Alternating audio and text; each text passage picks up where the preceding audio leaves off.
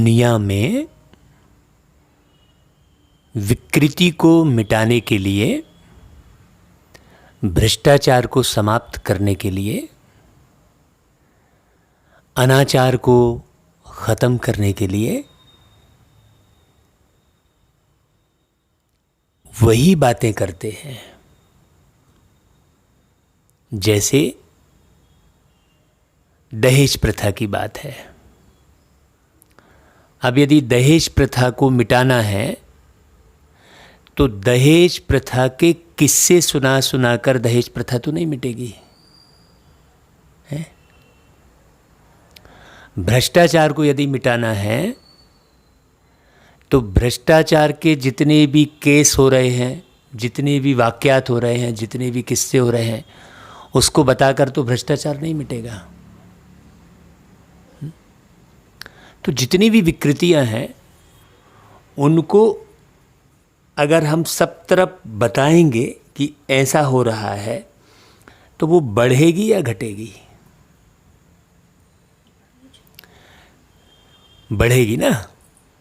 जैसे मान लीजिए एक व्यक्ति ने लूट करने का नया तरीका निकाला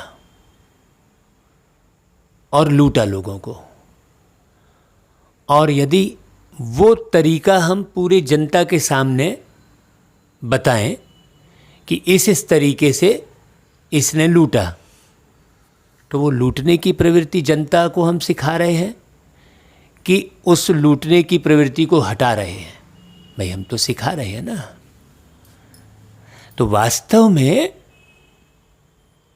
भ्रष्टाचार को मिटाने के लिए हमें श्रेष्ठाचार की बातों को ज़्यादा से ज़्यादा फैलाना होगा, है ना भाई। लेकिन हम क्या करते हैं कि भ्रष्टाचार को मिटाने के लिए भ्रष्टाचार की बातों को फैलाते हैं। तो जो बातें हम फैलाते हैं वही बढ़ती जाती हैं। अब मनुष्यों की ये आदत में शामिल हो गया कि अब उनका ध्यान, ज़्यादा से ज़्यादा लोगों का ध्यान किस तरफ जा रहा है कि वो तलाश रहे हैं कि कौन भ्रष्टाचार कर रहा है, उसी के पास जाओ, उसी से मिलो, वहाँ ही दबिश दो और उसको अपने भ्रष्टाचार के द्वारा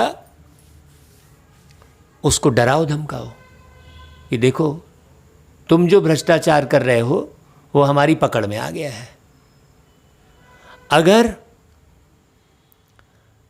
तुमको अपना नाम बदनाम नहीं करना है तो इसके लिए आप बच सकते हैं कुछ खर्च करके।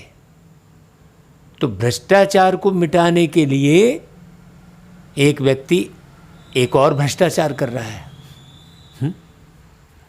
अगर उसने सौदा करने से मना कर दिया तब आप उसे फैला रहे हो। जैसे ही फैलाना शुरू किया, उसकी बदनामी शुरू हुई, तब फिर आपसे वो संपर्क कर रहा है।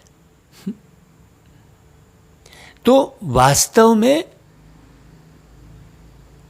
जो भी आप टीवी देख रहे हैं, समाचार सुन रहे हैं, मैं उन देखने वालों को ये कह रहा हूं कि आप देखकर उसको बढ़ावा दे रहे हैं।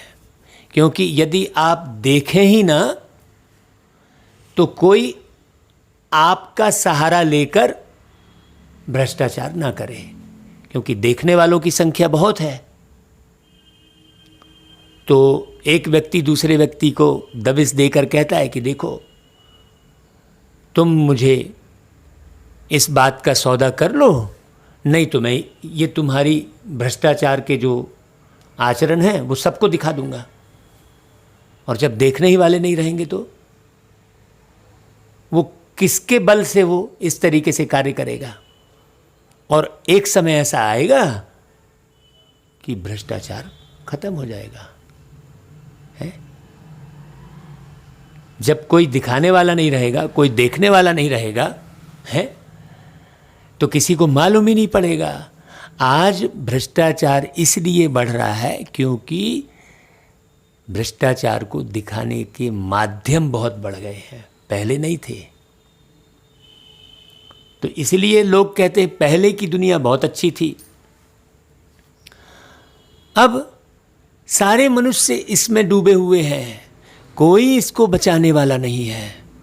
चाहे वो धर्म के ठेकेदार हों, चाहे राजनीतिज्ञ हों, चाहे कलाकार फील्ड के हों। कलाकार फील्ड वाले अपनी फिल्मों में दिखा रहे हैं, तो राजनीति फील्ड वाले अपने सभा में बता रहे हैं। सब भ्रष्टाचार के बारे में ही बता रहे हैं, एक भी नहीं बचता है। तब परमात्मा इस धरती पर आकर एक एक बात श्रेष्ठाचार की ही करते हैं, जिसे भगवान की श्रीमत कहते हैं। श्रीमत मतलब श्रेष्ठ विचार।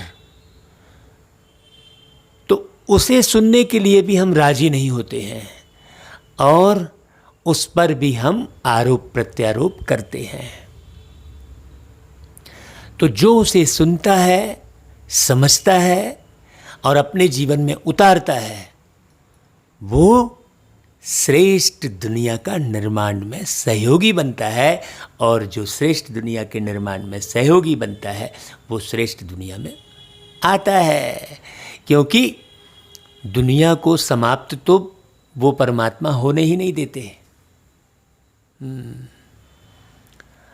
है ना भाई? क्योंकि परमात्मा को तो संभालना है, इस दुनिया को आगे बढ़ाना है।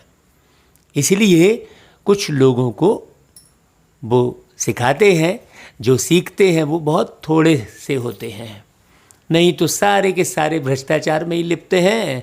और अगर परमात्मा आकर कुछ लोगों का चयन करके उनका निर्माण ना करे श्रेष्ठ विचारों के द्वारा, तो ये दुनिया ही पूरी एक दूसरे को मार खप के ख़त्म हो जाए, मनुष्य प्रजाति ही ख़त्म हो जाए। फिर ये चक्र घूमे कैसे?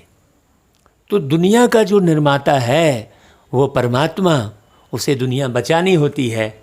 इसीलिए आप बुलाओ या ना बुलाओ, वो जब देखता है कि अब ये सृष्टि किसी से संभलने वाली नहीं है, हैं?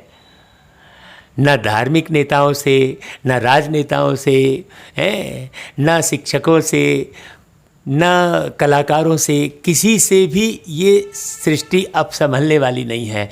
तब धरती पर आकर वो बहुत प्यार से एक स्थान का चयन करके, भाई कहीं ना कहीं तो चयन करना पड़ेगा ना, सारे बच्चों को बिठाकर जो जो इसे समझते हैं और एक एक बात की शिक्षा देते हैं, सावधानी देते हैं, वही हम मोटिवेशनल मुरली के नाम से अपने YouTube चैनल पर प्रसारित करते हैं।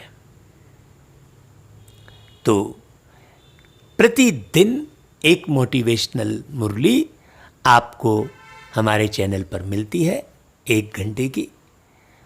आप 1 घंटे का समय निकालें, उसे बहुत ध्यान से सुने, समझें और समझ में आए तो औरों को भी भेजने का पुरुषार्थ करें। जैसे आप भ्रष्टाचार के, अत्याचार के, अनाचार के वीडियो शेयर करते हैं, वैसे अब यदि आपको वास्तव में सुखी होना है, वास्तव में भ्रष्टाचार को मिटाना यदि आप वास्तव में चाहते हैं, तो फिर ये श्रेष्ठाचार की वीडियो भी ज़्यादा से ज़्यादा लोगों तक पहुंचाने में मदद करें उस परमात्मा की। जैसे रावण पर जीत हासिल करनी थी श्री रामचंद्र जी को, तो प्रत्येक वानर सेना में प्रत्येक वानर ने एक एक पत्थर उठाकर रखने का सहयोग किया। यहाँ तक कि छोटी सी गिलहरी भी उठाकर कंकड़ रख रही थी। रामचंद्र जी ने देखा कि देखो, उसके थोड़े से कंकड़ रखने से कोई ब्रिज तो पूरा बनने का नहीं था, लेकिन सहयोग तो कर रही थी ना। ये गायन है। तो जब वानर सेना इतना अच्छा राम का कार्य कर सकती है, गिलहरी कर सकती है, ये रामायण में है, तो क्या हम मनुष्य नहीं कर सकते? सोचिए, वास्तव में सृष्टि तो मनुष्य की ही है। मनुष्य की सृष्टि कहा जाता है, और मनुष्य ही सृष्टि के बहुत अच्छे से दर्शन करता है, सुन सकता है, देख सकता है, संगीत का आनंद ले सकता है, विचार कर सकता है। बाकी तो सारे प्राणी मूक हैं। विचारों का आदान प्रदान तो केवल मनुष्य ही कर सकता है। तो यदि हम अपने को मनुष्य समझते हैं, मतलब हम राम की वानर सेना से भी ऊंचे हो गए, वो गिलहरी से भी ऊंचे हैं ना भाई। तो यदि हम मनुष्य समझते हैं तो ये मानवता का कार्य आप अवश्य करेंगे। हाँ, तो आज प्यारे पिता परमात्मा हिम्मत के पहले कदम के बारे में बता रहे हैं कि हिम्मत का पहला कदम समर्पणता है। आपको समर्पण के भाव जब तक समझ में नहीं आएंगे आपको, तब तक आपके अंदर समर्पणता नहीं आ सकती। तो प्यारे पिता परमात्मा ने समर्पणता के भाव को स्पष्ट करने के लिए बहुत सुंदर बातें कही बाबा ने, जो कि स्नेह के सागर हैं। प्यार के सागर आप गीत गाते ही हैं ना, तू प्यार का सागर है, तू प्यार का सागर है, तेरी एक बूंद के प्यासे हम, ऐसा गीत गाते हैं। और आप पूछते हैं परमात्मा से कि हम कहाँ से भूले थे राह, कहाँ से भटके थे, आकर बताओ, है ना।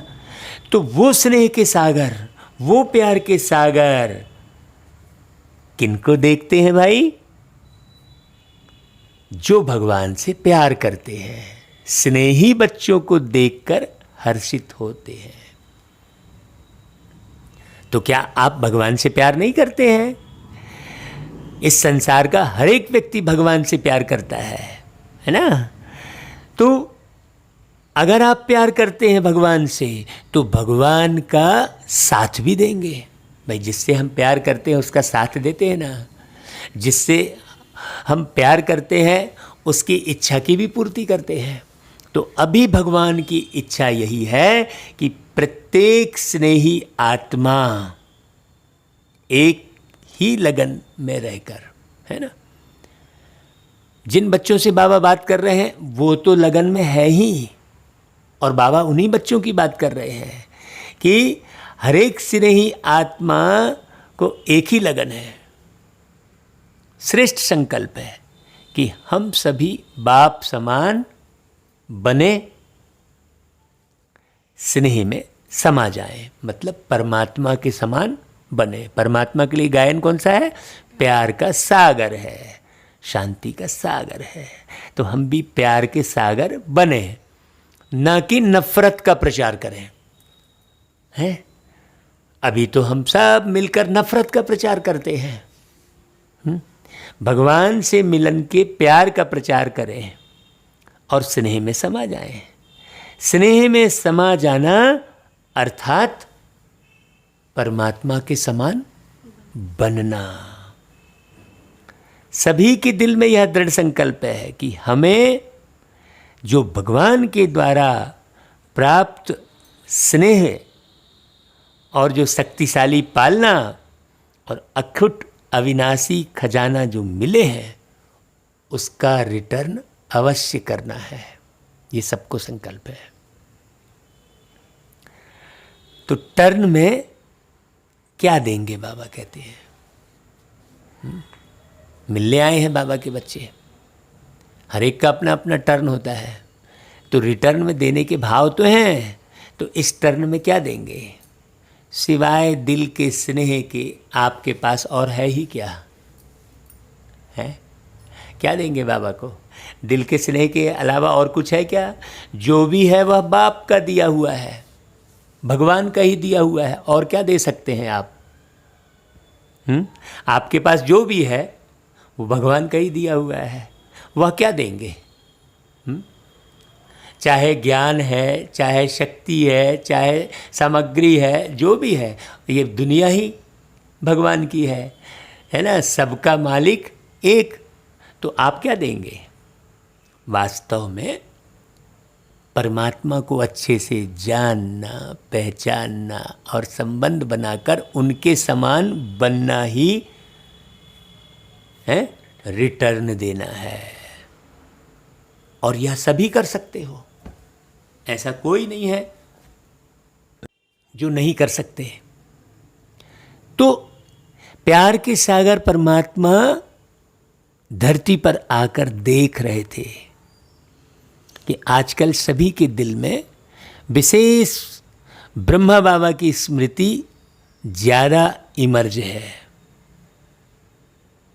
स्मृति शरीर की नहीं है, लेकिन चरित्रों के विशेषताओं की स्मृति है, क्योंकि अलौकिक ब्राह्मण जीवन ज्ञान स्वरूप जीवन है। ज्ञान स्वरूप होने के कारण देह की स्मृति भी दुख की लहर नहीं लाएगी। अज्ञानी जीवन में किसी को भी याद करेंगे तो सामने देह आएगी। देह के संबंध के कारण दुख महसूस होगा। लेकिन बाबा कह रहे हैं, जो बच्चे बाबा की मुरली को रोज सुन रहे हैं, उन बच्चों को परमात्मा की स्मृति आते समर्थी आ जाती है। हाँ, जैसे ही भगवान की याद आएगी, क्योंकि सर्वशक्तिमान तो भगवान ही है ना, परमात्मा ही है ना, ईश्वर ही है ना। तो जैसे ही स्मृति आती है, समर्थी आ जाती है, शक्तिशाली बन जाते हैं, सहन शक्ति होती है, सामना करने की शक्ति होती है, ज्ञान को समझाने की शक्ति होती है। क्या समर्थी आ जाती है? और कि हमें भगवान के समान बनना ही है। एक है भगवान की पूजा करना, और एक है भगवान को जानकर पहचान कर उनके जैसा साकार में जीवन जी कर दिखाना। एक है राम राम रटना, और एक है राम की तरह मर्यादा पुरुषोत्तम बनना, है ना। कहते हैं राम है जीवन, कर्म है श्याम, बोलो हरे राम, बोलो घनश्याम, ऐसा कहते हैं। तो राम है जीवन मतलब परमात्मा राम है जीवन, और कर्म है श्याम है मतलब श्री कृष्ण जी के जैसे कर्म। मतलब अब यहां पर बहुत गहरा रहस्य है कि कर्म है श्याम, श्याम माने हो गया काला। तो काले कर्म है तो राम के जैसा जीवन नहीं बन सकता। राम है जीवन, कर्म है श्याम कहा। बोलो हरे राम, बोलो घनश्याम, ये कहते हैं। अब घनश्याम मतलब घनघोर कालापन। तो जब तक घनघोर कालापन रहेगा, वही मैंने शुरू में कहा था कि भ्रष्टाचार को मिटाने के लिए भ्रष्टाचार को ही बढ़ा रहे हैं। तो जब तक घनघोर कालापन होगा, तब तक राम के समान जीवन नहीं बन सकेगा। और जब कर्म सुंदर होंगे, तब राम के समान जीवन बन सकता है। तो यहां पर समान बनने की बात है। तो प्यार के सागर परमात्मा क्या कहते हैं? ये भाई भगवान की स्मृति आते ही समर्थी आ जाती है। समर्थी क्या है? परमात्मा के समान बनना। तो ब्रह्मा बाबा साकार में ब्रह्मा का तन दिखाया है, त्रिमूर्ति के रूप में बूढ़े तन को दिखाया है। तो ब्रह्मा है अलौकिक बाप और शिव है पारलौकिक बाप। ये समझने की जरूरत है। ब्रह्मा के द्वारा सृष्टि की रचना कहा है तो ब्रह्मा साकार में है और शिव निराकार है। तो निराकार साकार में प्रवेश करके उनके माध्यम से सृष्टि की रचना कर रहे हैं। तो ब्रह्मा फिर कौन हो गए? अलौकिक बाप। तो अलौकिक बाप की स्मृति समर्थी अर्थात शक्ति दिलाती है। चाहे कोई कोई बच्चे दिल का स्नेह नयनों के मोतियों द्वारा भी प्रकट करते हैं, लेकिन दुख के आंसू नहीं है वो हैं। कई लोग कहते हैं कि अरे वो ब्रह्मा बाबा की याद में रो रहा है, ऐसा बखान करते हैं। अभी जैसे मान लो दादी गई तो दादी की याद में आंसू आ रहे हैं, तो वो दुख के आंसू नहीं है, वो वियोग के आंसू नहीं है, वास्तव में वो स्नेह के मोती हैं। हाँ, कौन से स्नेह के मोती हैं? कौन से स्नेह के मोती हैं? परमात्म स्नेह के मोती हैं, आत्मी स्नेह के मोती हैं। दिल के मिलन का स्नेह है, दिल के मिलन का स्नेह है। देह वाली बात नहीं है, रिश्ते संबंध वाली बात नहीं है, दैहिक संबंध वाली बात नहीं है। दुनिया में दैहिक संबंध है तो वो रोना, और ब्रह्मा बाप के साथ दादियों के साथ आत्मिक संबंध है वो रोना, दोनों में अंतर है, तो वियोगी नहीं लेकिन राजयोगी है, क्योंकि दिल का सच्चा स्नेह शक्ति दिलाता है। हाँ, वो आंसू क्या हो जाते हैं? मोती बन जाते हैं। तो जैसे मोती जो है शांति का प्रतीक है। कोई अशांत होता है, किसी का दिमाग थोड़ा गर्म होता है तो उसे मोती की अंगूठी पहनाते हैं, चांदी में वो भी, तो बड़ी गहरी बात है। तो सच्चा स्नेह शक्ति दिलाता है कि जल्दी से जल्दी पहले मैं उस प्यार के सागर परमात्मा का रिटर्न दूं, जिन्हें जो सबके बाप हैं, समझ लो, है परमात्मा ही सबके बाप हैं। टर्न देना अर्थात समान बनना। इस विधि से ही अपने स्नेही बाप दादा के साथ स्वीट होम में रिटर्न होंगे। हाँ, बाबा ने वापस स्वीट होम में जाने की विधि कौन सी बताई? कि हम बाबा के समान, परमात्मा के समान स्वीट बनेंगे, मीठे बनेंगे, तब वापस जाएंगे। रिटर्न करना भी है और बाप के साथ रिटर्न जाना भी है। समान बनकर बाबा का एहसान पूरा करना है, बाबा की आश पूरी करनी है। इसलिए आपका स्नेह व याद दुनिया से न्यारा और बाप का प्यारा बनने का है। तो बाप दादा बच्चों के समर्थ बनने का संकल्प, समान बनने का उमंग देख रहे थे, ब्रह्मा बाप की विशेषताओं को देख रहे थे। अगर ब्रह्मा बाप की विशेषताओं का वर्णन करें तो कितनी होगी, हर कदम में विशेषताएं रही। संकल्प में भी सर्व का जो है विशेष कल्याण करने के भाव थे और सर्व को विशेष बनाने का हर समय उमंग उत्साह रहा। अब पहली पॉइंट बाबा ब्रह्मा बाबा की बहुत अच्छी बात बता रहे हैं कि ब्रह्मा बाबा को, अब ब्रह्मा के द्वारा सृष्टि की रचना परमात्मा ने कैसे की, सोचने की बात है। जैसे परमात्मा के भाव थे, परमात्मा के भाव क्या है? सबको ऊंचा उठाने के भाव हैं कि सब राजयोग सीखकर राजा बन जाएं। वैसे ही ब्रह्मा बाबा के भी संकल्प थे सर्व को विशेष बनाने के लिए, हर समय उमंग उत्साह रखते थे ब्रह्मा बाबा। अब सोचिए, क्या हम भी सबको ऊंचा उठाने के लिए ऐसा भाव रखते हैं? भाई बाप समान बनने का संकल्प बस थोड़ी करना है, ऊंचा उठाने के लिए सहयोग भी करना है।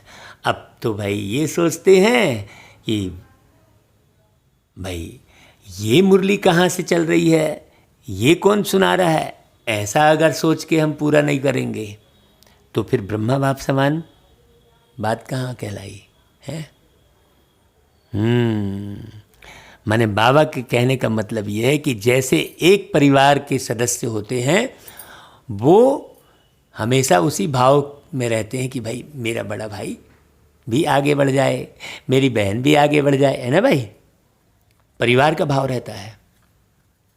परिवार के सदस्य में कभी भी ये नहीं रहता है हर एक दो को आगे बढ़ाने के भाव रखते हैं, तभी तो वो परिवार होता है। नीचे गिराने के भाव में फिर परिवार टूट जाता है।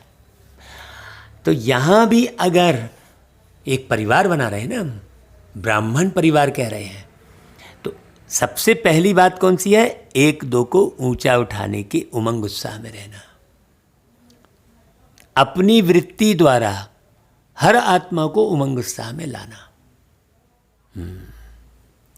वृत्ति के द्वारा। नहीं तो भाव अलग है, कोई ऊंचा उठा रहा है तो उससे मुंह टेढ़ा कर रहे हैं, आंखें तिरछी कर रहे हैं, उसको ओम शांति भी नहीं बोल रहे हैं, या उसकी अवहेलना कर रहे हैं। देखो बड़ा क्लास करा रहे हैं, बड़े गीत गा रहे हैं, ऐसा। अरे भाई इतने सारे गीत एक साथ मत करते चलो, ऐसा। अरे भाई जब निर्माण ही करना है तो सबको मिलाकर और सबसे मिलकर चलना ही पड़ेगा ना। उसके लिए गीत हमने बनाया था कि सबको मिलाकर चलो सब ठीक हो जाएगा, सबको मिलाकर चलो सब ठीक हो जाएगा, सबसे मिलके चलो, सबसे मिलके चलो सब ठीक हो जाएगा, सबको मिलाकर चलो सब ठीक हो जाएगा। तो जो बाबा की बातें हैं उसको ही थोड़ा स्वर में कह दिया, गीत में कह दिया, क्योंकि स्वर में थोड़ा आकर्षण आ जाता है, लोग थोड़ा ध्यान देने लगते हैं। लगातार वाणी चलती है तो व्यक्ति का मन इधर उधर हो जाता है, तो जैसे ही बीच में स्वर में कोई गीत गा दिया तो फिर वापस ध्यान आ जाता है। तो बाबा की वाणी ही है, वो गीत में भी बाबा की ही रचना है। अब हमने 4 लाइन लिख दी तो हमने कहा नहीं वो हम गीतकार हैं। अरे हम कहाँ से गीतकार हुए भाई, हैं? हमने बाबा के स्वर में स्वर मिला दिया तो कहने लगे नहीं हम गायक हैं। अरे हम कहाँ के गायक हैं भाई? गीतकार, गायक, संगीतकार सब तो प्यार के सागर परमात्मा ही है, जिन्हें हम मीठा बाबा कहते हैं। लेकिन लोग 4 लाइन लिख के स्वयं को रचयिता कहने लगते हैं और इतनी बड़ी सृष्टि के रचयिता को भूल जाते हैं। 4 लाइन की रचना करके खूब बड़ा रचयिता समझने लगते हैं। यही तो बहुत बड़ी कंट्रोवर्सी है दुनिया के अंदर में, और उस सृष्टि के रचयिता को भूल जाते हैं। तो ब्रह्मा बाप की जो विशेषताएं बता रहे बाबा, वो यही बता रहे हैं कि वृत्ति द्वारा हर आत्मा को उमंग उत्साह में लाना, यह विशेषता सदा ही प्रत्यक्ष रूप में देखी। प्रत्यक्ष रूप में ना, केवल वाणी नहीं है, केवल समझाने में नहीं, वाणी द्वारा हिम्मत दिलाने वाले देखे, है ना। बाबा वाणी द्वारा हिम्मत दिलाते थे, ना उम्मीद को उम्मीद में लाने वाले थे बाबा। निर्मल आत्मा को उड़ती कला की विधि से उड़ाने वाले थे। अभी तो निर्बल आत्मा को अवॉइड कर देते हैं। पढ़ रहे हैं इतनी ऊंची वाणी, सुना भी ऊंची वाणी रहे हैं, लेकिन जब तक प्रत्यक्ष में नहीं आएगा वो सबके जीवन में, ऐसे 2-4 के जीवन में आएगा तो इतनी बड़ी दुनिया को कैसे दिखाई देगा भाई। केवल एक ब्रह्मा बाप के जीवन में ही रहेगा तो कैसे होगा, सारी दुनिया देखेगी कैसे, प्रत्यक्षता कैसे होगी। बाबा के गीत गाने से प्रत्यक्षता थोड़ी हो जाएगी कि हमने यही है क्या गीत गा दिया तो सबको मालूम पड़ गया। कि पर्चे बंटवा देने से बस भगवान आए हैं कहने से थोड़ी प्रत्यक्षता हो जाएगी। तो सारे बच्चों को मास्टर ब्रह्मा बनना ही होगा। बिना मास्टर ब्रह्मा बने वो स्मृति दिवस पूरा नहीं होगा। हाँ, ना वो स्मृति के खाते में जाएगा। मास्टर ब्रह्मा बनना ही याद करना कहलाएगा, बनना। तो निर्मल आत्मा को भी सेवा के योग्य बनाने वाले, हर बोल अनमोल मधुर युक्ति युक्त थे। इस वाक्यात पर मुझ आत्मा को अपने संस्कार याद आते हैं कि हमने अपना जीवन पेंटिंग करके शुरू किया, चित्रकारी करके। तो पहले जब शुरू किया तो उतनी अच्छे से पेंटिंग नहीं आती थी, चित्र भी उतने अच्छे नहीं बनते थे, तो लोग अवॉइड करते थे। लेकिन हम करते रहे तो बहुत अच्छे चित्रकार बन गए। फिर जब हमको अवॉइड करते थे लोग, क्योंकि हमको आता नहीं था, तो हमको कैसा लगता था। तो अब हमारे अंदर वो भाव पैदा हो गए कि नहीं, जब मुझे लोग अवॉइड करते थे, मैं नहीं बना सकता था तो लोग अवॉइड करते थे, तो मैं कितना दुखी होता था हैं, और सोचता था कि सीख पाऊंगा कि नहीं सीख पाऊंगा, कर पाऊंगा कि नहीं कर पाऊंगा। तो जब मेरे संपर्क में लोग आए और इस कार्य को आगे बढ़ाया, तो जो ढंग से लिखना भी नहीं जानते थे उनको भी हमने कार्य दिया कि नहीं तुम करो। उनके साथ जाते थे,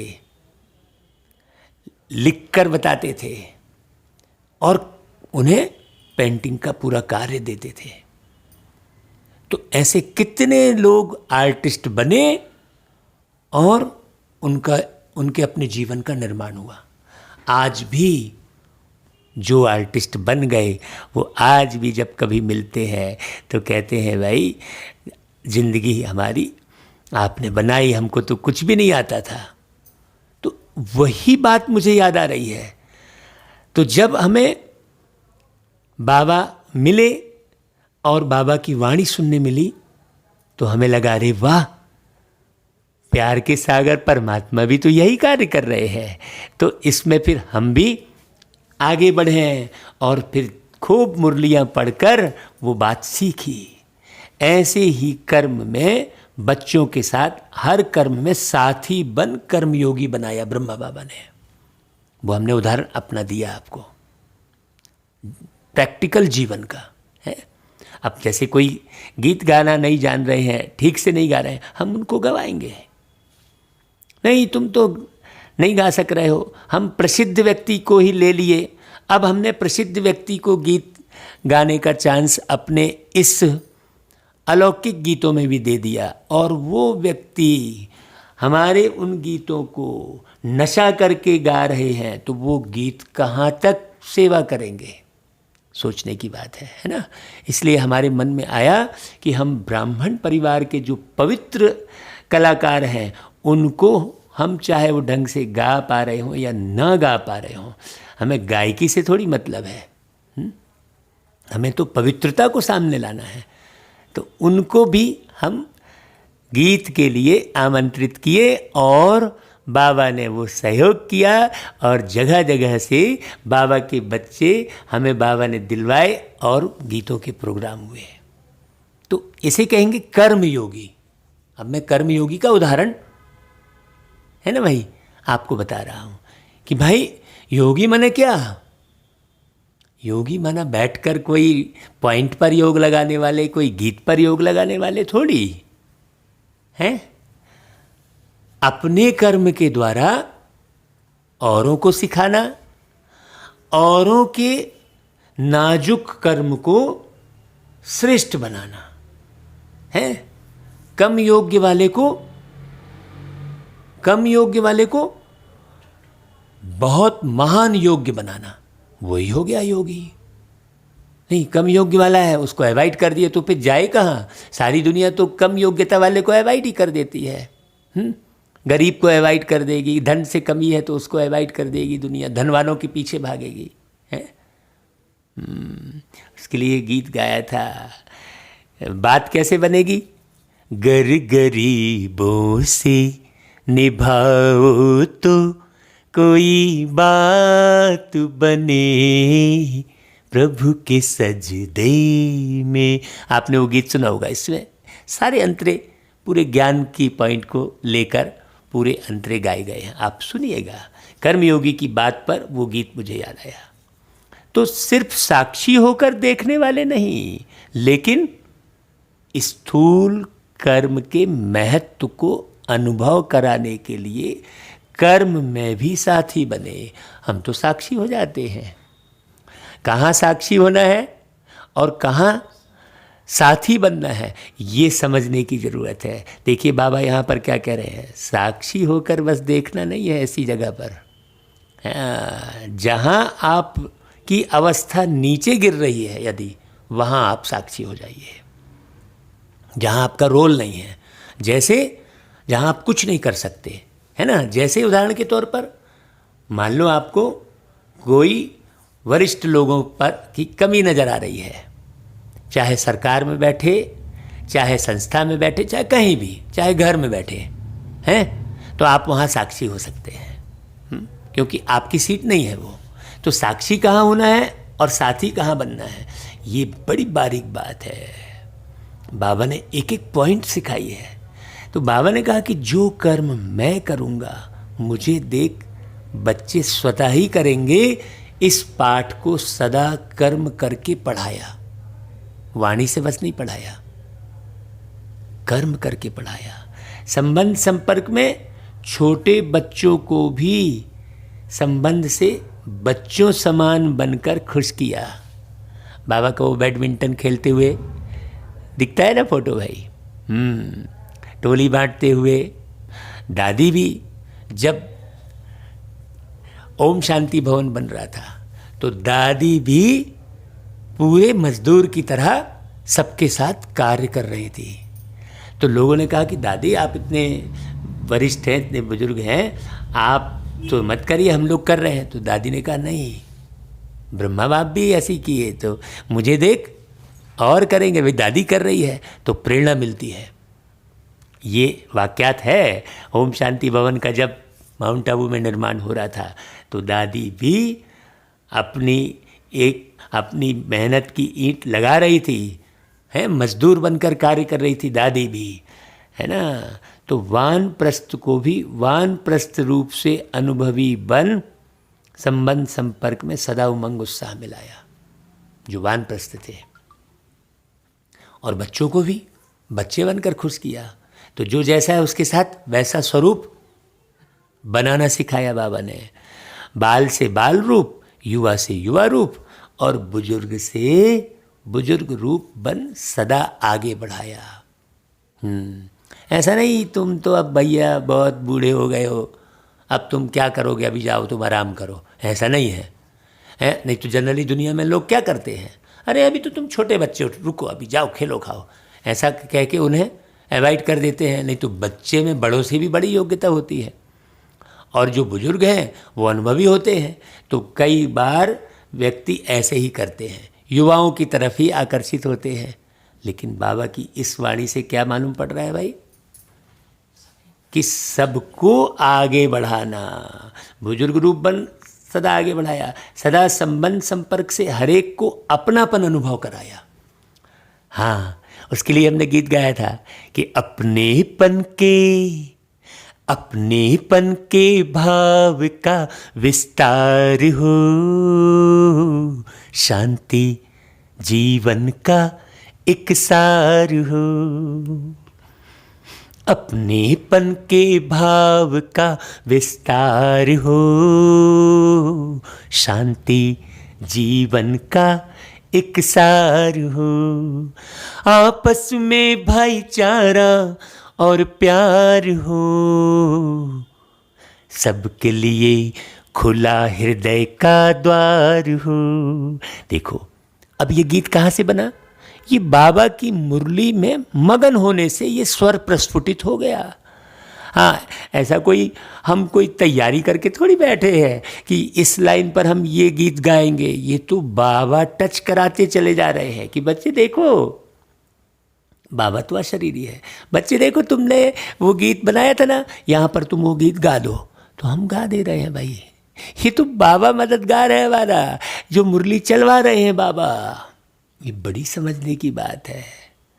तो अपनापन अनुभव कराया। वास्तव में अपनापन ही योग है। अब आप गौर करिए भाई कि कितनी जगह आप अपनापन लगाए हैं और कितनी जगह परायापन लगाए हैं। जब ऐसा बाबा ने किया तो छोटा बच्चा भी कहेगा कि जितना मुझे बाबा प्यार करता है उतना किसको नहीं करता। तो हरेक को इतना प्यार दिया जो हरेक समझे कि बाबा मेरा है। यह है संबंध संपर्क की विशेषता। देखने में हरेक आत्मा की विशेषता व गुण को देखना, सोचने में देखो सदा जानते हुए कि यह लास्ट नंबर के दाने हैं, लेकिन ऐसी आत्मा के प्रति भी सदा आगे बढ़े, ऐसा हर आत्मा प्रति शुभ चिंतक रहे। ऐसी विशेषताएं सभी बच्चों ने अनुभव की ब्रह्मा बाबा की। इन सभी बातों में समान बनना अर्थात फॉलो फादर करना है। यह फॉलो करना कोई मुश्किल है क्या भाई? इसलिए हम अपने जीवन की भी कुछ बातें बीच में बताते हैं कि भाई तभी बाबा ने हमको मुरली सुनाने के काबिल बनाया। बाबा ने कहा बच्चे सुना भाई तू मुरली अब। इसी को ही स्नेह, इसी को ही रिटर्न देना कहा जाता है। तो बाप दादा देख रहे थे कि हर एक बच्चे ने अभी तक कितना रिटर्न किया है। लक्ष्य तो सभी का है, लेकिन प्रत्यक्ष जीवन में ही नंबर है। केवल लक्ष्य से नहीं, प्रत्यक्ष। एक है लक्ष्य और दूसरा प्रत्यक्ष। हाँ, सभी नंबर 1 बनना तो चाहते हैं, 2-3 नंबर बनना कोई पसंद नहीं करेंगे। यह भी लक्ष्य शक्तिशाली अच्छा है, लेकिन लक्ष्य और लक्षण समान होना, यही समान बनना है। जब तक लक्षण नहीं आएंगे तो लक्ष्य बस रखने से क्या फायदा है। इसके लिए जैसे ब्रह्मा बाप ने पहला कदम हिम्मत का कौन सा उठाया भाई? जिस कदम से ही पद्मा पदम भाग्यवान आदि से अनुभव किया। तो पहला कदम हिम्मत का सब बात में समर्पण था, सब कुछ समर्पण किया। जैसे हम कह रहे थे ना भाई, 4 लाइन लिखी तो रचयिता समझने लगे। अरे भाई, पूरी दुनिया के मालिक की विस्मृति हो गई अपने को रचयिता समझने के कारण, चाहे वो 4 लाइन के रचयिता बने। जरा घर मकान बना लिया तो उसके रचयिता समझने लगे, ये मैंने बनाया। हाँ, बड़ी गहरी बात है। तो बाबा ने कहा कि समान बनना, तो पहला कदम हिम्मत का समर्पण का उठाया बाबा ने। है ना भाई, सब कुछ समर्पण किया, कुछ सोचा नहीं कि क्या होगा कैसे होगा। 1 सेकंड में बाप की श्रेष्ठ मत प्रमाण, बाप ने इशारा किया, बाप का इशारा और ब्रह्मा का कर्म व कदम। है ना भाई, कदम माना कर्म। इसको कहते हैं हिम्मत का पहला कदम। तन को भी समर्पण किया, मन को भी सदा मन मनाभाव की विधि से सिद्धि स्वरूप बनाया। इसलिए मन अर्थात हर संकल्प सिद्ध अर्थात सफलता स्वरूप बने। हमारे जीवन में भी हम देखते हैं हर संकल्प पूरा हुआ है। आज तक हमने जो भी संकल्प किया है वो हर संकल्प पूरा हुआ है। हाँ, चाहे वो गीत गाने का हो, चाहे प्रवचन करने का हो, चाहे साथ निभाने का हो, सब संकल्प पूरा हुआ है। ऐसा नहीं कि खाली गीत ही गाना है कि प्रवचन करना है, नहीं। तो बाबा ने धन को ऐसा समर्पित किया है ना, कि बिना कोई भविष्य की चिंता के निश्चिंत बन धन समर्पित किया। भविष्य की चिंता नहीं की भाई, परिवार भी से भी वो कर दिया, है ना, बंटवारा कर लिया, और फिर उस धन को भी यज्ञ प्रति स्वाहा कर दिया। तो बिल्कुल चिंता नहीं की, अरे अब मैं अकेला भी हो गया, अब बुढ़ापे की ओर बढ़ रहा हूँ, है। ये हुआ बाप को पहचानना, भगवान को पहचानना, क्योंकि निश्चय था कि यह देना नहीं लेकिन पदम गुना लेना है। अभी सोचो, ये मुरली सुनकर ऐसा निश्चय हो रहा है, ऐसे संबंध को भी समर्पित किया, अर्थात लौकिक को अलौकिक संबंध में परिवर्तन किया। अभी तो आप मेरा पति, मेरी पत्नी, मेरा बेटा करते बैठे रहते हैं। सोचने की बात है, छोड़ा नहीं, कल्याण किया, परिवर्तन किया, छोड़ा नहीं किसी को। मैंपन की बुद्धि, अभिमान की बुद्धि समर्पित की, इसलिए सदा तन मन बुद्धि से निर्मल शीतल सुखदायी बन गए।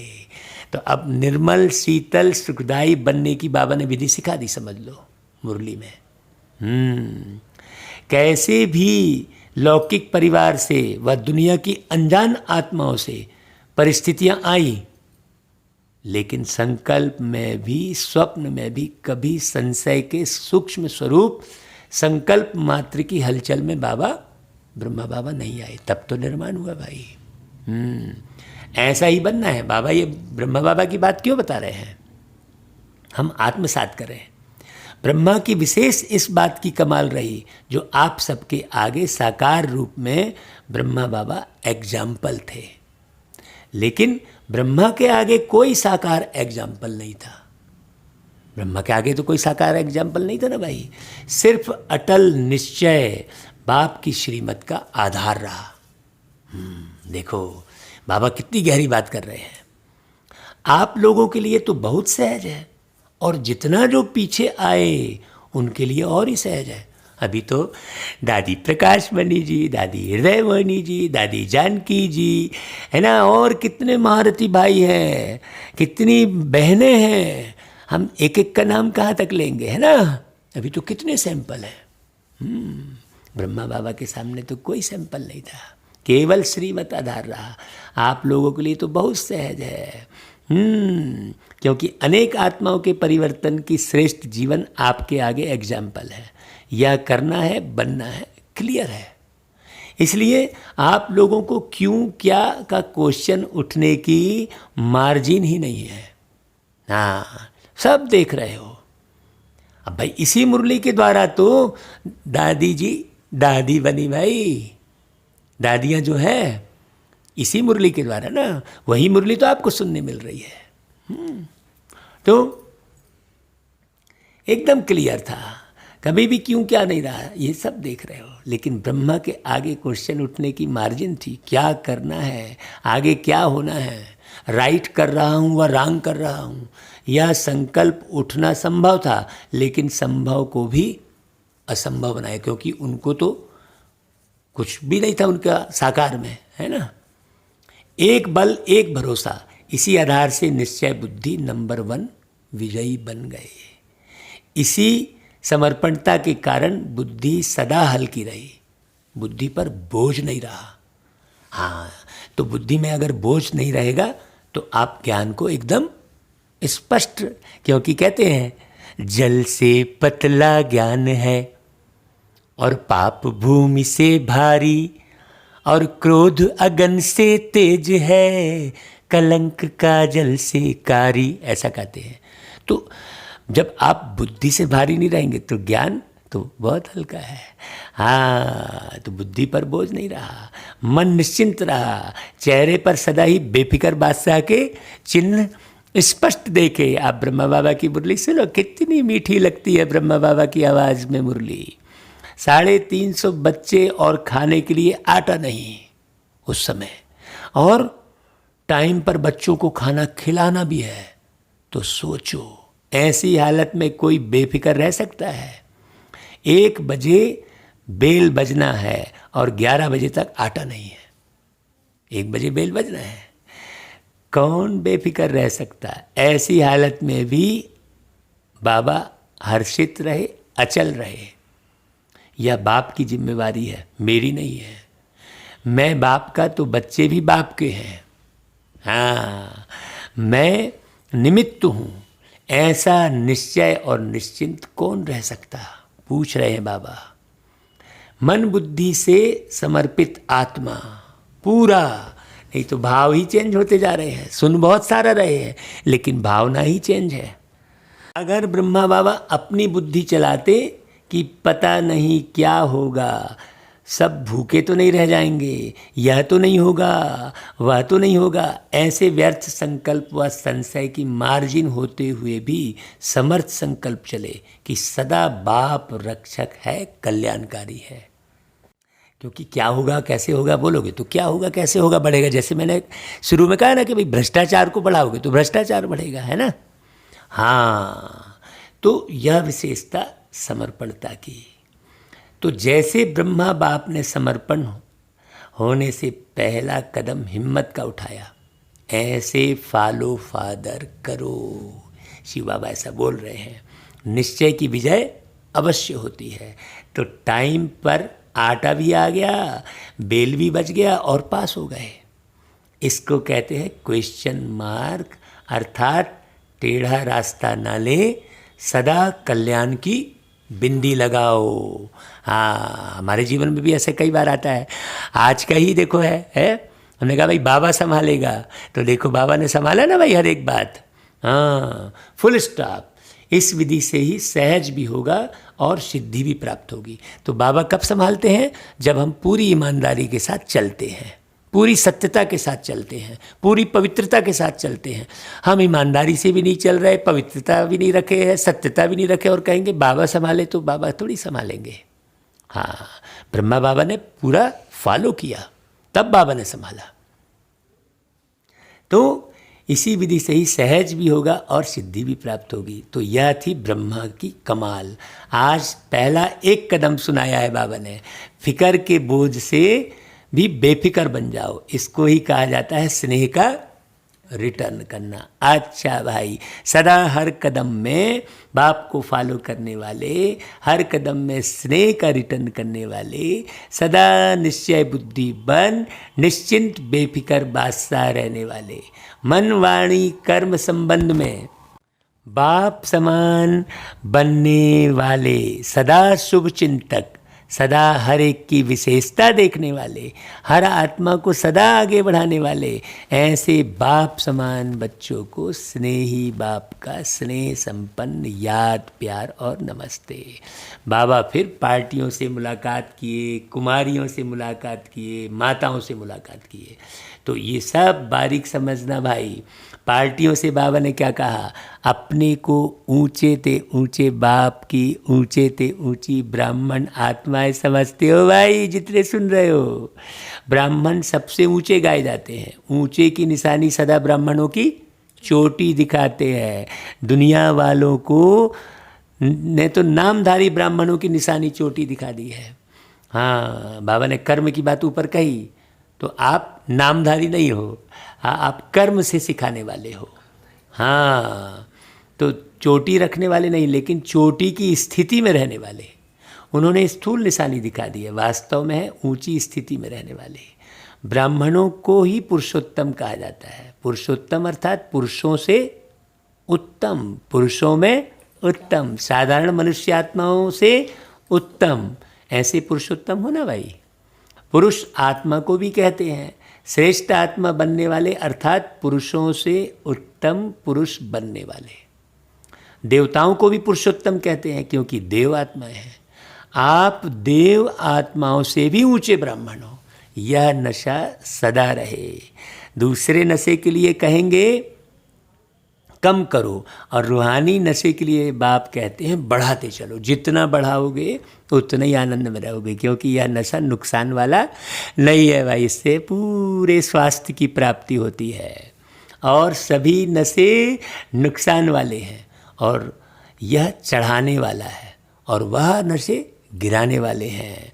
अगर रूहानी नशा उतर गया तो पुरानी दुनिया की स्मृति तुरंत आ जाएगी। हाँ, नशा चढ़ा हुआ होगा तो नई दुनिया की स्मृति रहेगी। यह ब्राह्मण संसार भी नया संसार है। सतयुग से भी यह संसार अति श्रेष्ठ है। तो सदा स्मृति से, इसी स्मृति से आगे बढ़ते चलो। सदा अपने को विश्व रचता बाप की श्रेष्ठ रचना अनुभव करते हो। बाबा दूसरी पार्टी से बात कर रहे हैं। ब्राह्मण जीवन अर्थात विश्व रचना की श्रेष्ठ रचना। हाँ, हर एक डायरेक्ट बाप की रचना है। यह नशा है भाई, बाबा के बच्चे हैं हम। दुनिया वाले तो सिर्फ अनजान बन के कहते हैं कि हमको भगवान ने पैदा किया। हाँ, उनको पता ही नहीं है। आप सभी भी पहले अनजान होकर कहते थे, लेकिन अभी जानते हो कि हम शिववंशी ब्रह्मा कुमार कुमारी हैं। तो अभी ज्ञान के आधार से, समझ से कहते हो कि हमको भगवान ने पैदा किया है। हम मुख वंशावली हैं, डायरेक्ट बाप ने ब्रह्मा द्वारा रचना रची है। तो बाप दादा व माता पिता की रचना हो, डायरेक्ट भगवान की रचना, यह अभी अनुभव से कह सकते हो। तो भगवान की रचना कितनी श्रेष्ठ होगी, सोचने की बात है। जैसा रचयिता वैसी रचना होगी ना भाई। यह नशा और खुशी सदा रहती है भाई। अपने को साधारण तो नहीं समझते हो। बाबा पूछ रहे हैं, यह राज जब बुद्धि में आ जाता है तो सदा रूहानी नशा और खुशी चेहरे पर चलन में स्वतः ही रहती है। आपका चेहरा देख करके किसको अनुभव हो कि सचमुच यह श्रेष्ठ रचता की रचना है। फिर बाबा याद आएगा, कहेंगे ना भाई कि जिसकी रचना इतनी सुंदर वो कितना सुंदर होगा। तो आप ऐसे बनो। जैसे राजा की राजकुमारी होगी तो उसकी चलन से पता चलेगा कि यह रॉयल घर की है ना भाई। यह साहूकार घर की है, यह साधारण घर की है, उसकी चलन से पता चलेगा। ऐसे आपके चलन से, चेहरे से अनुभव हो कि यह ऊंची रचना है, ऊंचे बाप के बच्चे हैं। फिर कुमारियों से बाबा ने कहा, देखो 100 ब्राह्मणों से उत्तम गाई हुई है कन्याएं। यह महिमा क्यों है भाई? क्योंकि जितना स्वयं श्रेष्ठ होंगे उतना ही औरों को भी श्रेष्ठ बना सकेंगे। तो श्रेष्ठ आत्माएं हैं, यह खुशी रहती है सभी कन्याओं को। तो कुमारियाँ सेवाधारी बन सेवा में आगे बढ़ते चलो, क्योंकि यह संगम युग है ही थोड़े समय का युग। इसमें जितना जो करना चाहे उतना कर सकता है। तो श्रेष्ठ लक्ष्य और श्रेष्ठ लक्षण वाली हो ना। जहाँ लक्ष्य और लक्षण श्रेष्ठ है वहाँ प्राप्ति भी सदा श्रेष्ठ अनुभव होती है। तो सदा इस ईश्वरीय जीवन का फल खुशी और शक्ति दोनों अनुभव करती हो। बाबा पूछते हैं, दुनिया में खुशी के लिए खर्चा करते तो भी प्राप्त नहीं होती। हाँ, पिक्चर जाएंगे, घूमने जाएंगे, है ना भाई, खुशी के लिए, लेकिन होती है क्या प्राप्ति? सदा की तो होती नहीं है। अगर होती भी है तो अल्पकाल की, और खुशी के साथ साथ फिर दुख भी होता है। तुमने वहाँ ऐसा कर दिया, तुम वहाँ जा रहे थे तो ऐसा क्यों कर रहे थे, जमाने भर के शिकायतें रह जाएंगी, है ना भाई। लेकिन आप लोगों की जीवन सदा खुशी की हो गई। दुनिया वाले खुशी के लिए तड़पते हैं और आपको खुशी प्रत्यक्ष फल के रूप में मिल रही है। खुशी ही आपके जीवन की विशेषता है। अगर खुशी नहीं तो जीवन नहीं। तो सदा अपनी उन्नति करते हुए आगे बढ़ रही हो ना। बाबा कन्याओं से बोल रहे हैं। बाप दादा खुश होते हैं कि कुमारियाँ समय पर बच गई, नहीं तो उल्टी सीढ़ी चढ़कर फिर उतरनी पड़ती। चढ़ो और उतरो, मेहनत है ना भाई। देखो, कोई भी प्रवृत्ति वाले हैं तो भी कहलाना तो ब्रह्मा कुमार ब्रह्मा कुमारी पड़ता। ब्रह्मा अधर कुमार तो नहीं कहते हैं। फिर भी कुमार कुमारी बने ना तो सीढ़ी उतरे और आपको उतरना नहीं पड़ा। वो तो सीढ़ी उतर गए, फिर भी अधर कुमार कहलाएंगे। बहुत भाग्यवान हो, समय पर बाप मिल गया। कुमारी ही पूजी जाती है। कुमारी जब गृहस्थी बन जाती है तो बकरी बन सबके आगे सिर झुकाती रहती है, तो बच गई ना भाई। तो सदा अपने को ऐसे भाग्यवान समझ आगे बढ़ते चलो। अच्छा भाई, माताएं भी खड़ी हो गई भाई। तो माताओं से भी बाबा ने कहा सभी शक्तिशाली माताएं हो ना, कमज़ोर तो नहीं। बाप दादा माताओं से क्या चाहते हैं? एक एक माता जगत माता बन विश्व का कल्याण करे। बहुत गौर से सुनना भाई सभी माताएं। लेकिन माताएं चतुराई से काम करती हैं। जब लौकिक कार्य होता है तो किसी न किसी को निमित्त बनाकर निकल जाती। और जब ईश्वरी कार्य होता तो कहेंगे बच्चे हैं कौन संभालेगा। पांडवों को तो बाप दादा कहते हैं संभालना है, क्योंकि रचता है। पांडव शक्तियों को फ्री करें, बाबा कह रहे हैं। ड्रामा अनुसार वर्तमान समय माताओं को चांस मिला है, इसलिए माताओं को आगे रखना है। अभी बहुत सेवा करनी है, सारे विश्व का परिवर्तन करना है, तो सेवा पूरी कैसे करोगे? देखो आज की मुरली बाबा कह रहे हैं बहुत सेवा बची है, तीव्र गति चाहिए ना। तो पांडव शक्तियों को फ्री करो तो सेवा केंद्र खुले और आवाज़ बुलंद हो। अच्छा भाई, फिर वरदान। सर्व रूपों से सर्व संबंधों से अपना सब कुछ बाप के आगे अर्पण करने वाले सच्चे स्नेही भव। भाई जिससे अति स्नेह होता है तो स्नेह के सभी को किनारे कर सब कुछ उनके आगे अर्पण कर देते हैं, है ना भाई, स्नेह के लिए। जैसे बाप का बच्चों से स्नेह है, इसलिए सदा काल के सुखों की प्राप्ति स्नेही बच्चों को कराते हैं, बाकी सबको मुक्तिधाम में बिठा देते हैं। ऐसे बच्चों के स्नेह का सबूत है सर्व रूपों सर्व संबंधों से अपना सब कुछ बाप के आगे अर्पण करना। जहाँ स्नेह है वहाँ योग है, और योग है तो सहयोग है। एक भी खजाने को मनमत से व्यर्थ नहीं गंवा सकते। अच्छा, फिर स्लोगन। साकार कर्म में ब्रह्मा बाप को और अशरीरी बनने में निराकार बाप को फॉलो करो। हाँ, साकार कर्म में ब्रह्मा बाप को। अच्छा भाई, आज मास का तीसरा रविवार अंतर्राष्ट्रीय योग दिवस है। बाबा के सभी बच्चे सायं 6:30 बजे से 7:30 बजे तक विशेष अपने इष्ट देव इष्ट देवी स्वरूप में स्थित हो, पूज्य स्वरूप में। हाँ, भक्त आत्माओं की पुकार सुने, उपकार करें, रहम दिल दाता स्वरूप में स्थित हो, उन्हें सुख शांति की अंजलि देने की सेवा करें। अच्छा भाई, ओम शांति।